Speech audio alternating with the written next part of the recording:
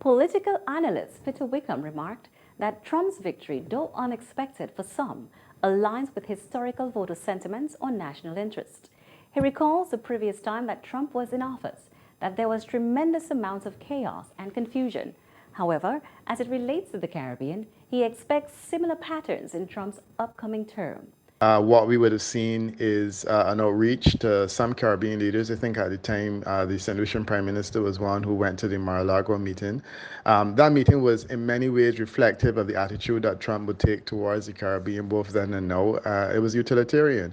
He felt that there was something that he could get from the region in terms of their support.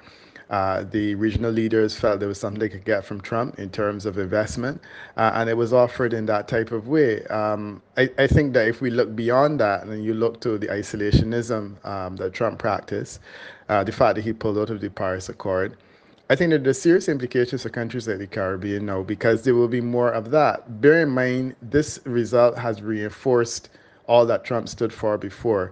It's not a situation where you have to be surprised. Donald Trump's victory in the 2024 presidential election, after overcoming the challenges of violent Capitol insurrection, criminal convictions, and personal threats, including 2 assassination attempts, with a decisive win in Wisconsin and projections confirming his triumph in Michigan, Trump effectively sealed the presidency. His victories in these pivotal states, which had swung in favor of President Joe Biden in 2020, further solidified his position. Trump's victory also marks a historic defeat for Kamala Harris, the first woman of color to lead a major party ticket. This marks the second time Trump has triumphed over a female candidate in a general election. Wickham further stated that observers are trying to analyze the reasons for the defeat. Frankly, I think it comes down to the fact that Americans are just not comfortable with what she represented and to some extent what the administration that she was part of represented.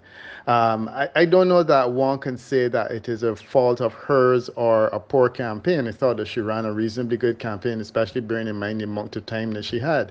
You know, there were some strategic errors that Hillary Clinton made, for example, but there was no FBI director in this instance. There was no situation with a last minute shift in that regard. And I think that really what we need to look at is the fact that people were uncomfortable voting for what she represented. As the results continue to unfold, political analyst Peter Wickham's predictions about a shift in American foreign policy following Trump's victory raise concerns for the Caribbean.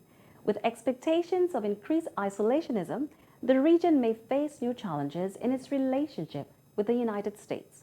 For now, the global community remains on edge, awaiting further clarity on how this outcome will shape future diplomatic and economic ties.